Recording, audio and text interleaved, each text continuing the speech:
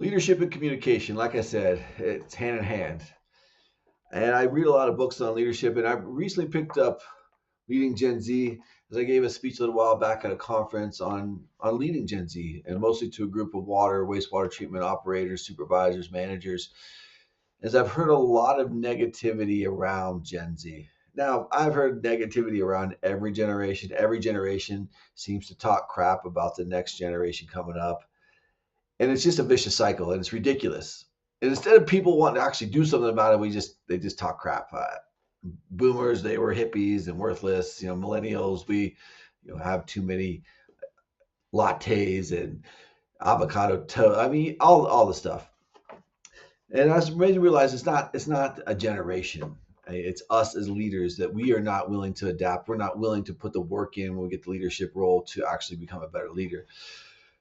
However, I just pulled this book open, and this was on communication in the age of distrust. There's a whole little chapter in here about this, kind of talking about this, but underlined the rule is simple: say the hard thing in plain words. Gen Z doesn't equate bluntness with cruelty. They equate it with respect.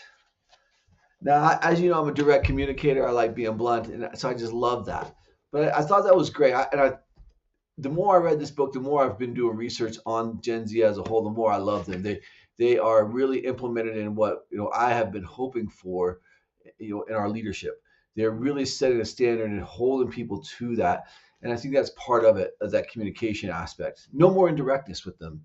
Like, be blunt. Let me know. They've lived in a world, and most of us, and all of us, are living in a world where we don't know what's real, and we can determine what's fake pretty easily, especially Gen Z.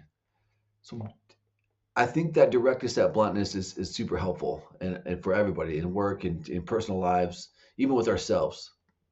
So identify your style, whether you're indirect or direct. And if you're indirect, work to be a little bit more direct. And if you're direct, work to understand that indirect communication and figure out how to use your language and your direct style a little bit more indirectly. It's kind of hard. I try to do this often.